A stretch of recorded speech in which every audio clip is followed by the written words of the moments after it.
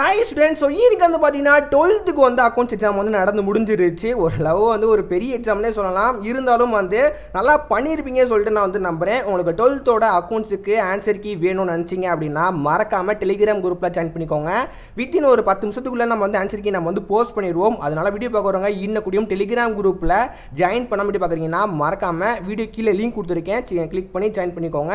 Within ஒரு 10 நிமிஷத்துக்குள்ளே நம்ம வந்து போஸ்ட் பண்ணிடுவோம். ஆனால் இதெல்லாம் முன்னாடி உங்களுக்கு கிரேஸ் மார்க்கோட அப்டேட்டு, முக்கியமாக பேப்பர் கரெக்ஷனோட அப்டேட்டு, ஸ்டாஃப்லாம் எந்த மாதிரி பேப்பர் திருத்துறாங்க, ஆல் பாஸ்லாம் போடுவாங்களா மாட்டாங்களான்னு சொல்லிட்டு எல்லாமே டே பை டேயாக நம்ம வந்து அப்டேட் வந்து பண்ண போகிறோம். உங்களோட பேப்பர் கரெக்ஷன்லாம் எந்த மாதிரி திருத்த போகிறாங்கன்னு சொல்லிட்டு இந்த மாதிரி பேப்பர் கரெக்ஷனோட அப்டேட்டு, கிரேஸ் மார்க் நியூஸ் எல்லாமே தெரிஞ்சுக்கணும் அப்படின்னு நினச்சிங்க அப்படின்னா மறக்காமல் சப்ஸ்கிரைப் பண்ணி லைக் பண்ணிக்கோங்க. ஸோ பண்ணியிருப்பீங்க சொல்லிட்டு நான் வந்து நம்புகிறேன். மறக்காமல் இப்போ வந்து பண்ணிடுங்க. இப்போ நம்ம வந்து மெயின் டாபிக் வந்து வரலாம்.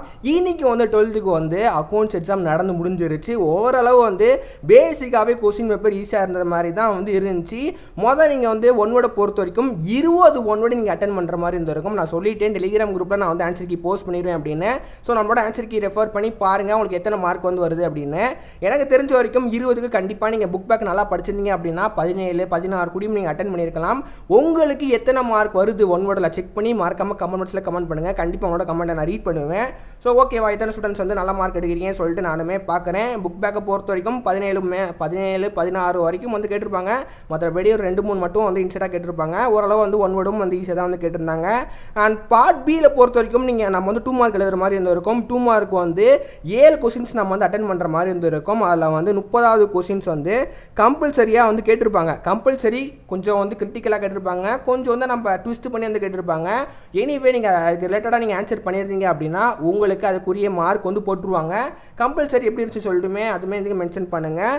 மற்றபடி நீங்கள் புக் பேக் நல்லா படிச்சிருந்தீங்க அப்படின்னா ஓரளவு வந்து 2 மார்க்கும் வந்து அட்டன் பண்ணியிருக்க முடியும். அண்ட் நெக்ஸ்ட்டு வந்து பார்ட் சியில் பொறுத்த வரைக்கும் நம்ம 3 மார்க் அட்டன் பண்ணுற மாதிரி இருந்திருக்கும். 3 மார்க்கை பொறுத்த வரைக்கும் 7 கொஸ்டின்ஸ் நீங்கள் வந்து அட்டன் பண்ணுற மாதிரி இருந்திருக்கும். இதில் வந்து 40வது கொஸ்டின்ஸ் வந்து கம்பல்சரியாக வந்து கேட்டிருப்பாங்க. கம்பல்சரி இதுலேயுமே வந்து கொஞ்சம் கிரிட்டிக்கலாக வந்து கேட்டிருப்பாங்க. எனிவே நீங்கள் ரிலேட்டடாக எழுதுறீங்க அப்படின்னா உங்களுக்கு மார்க் வந்து வழங்கப்படும், அவ்வளோதான்.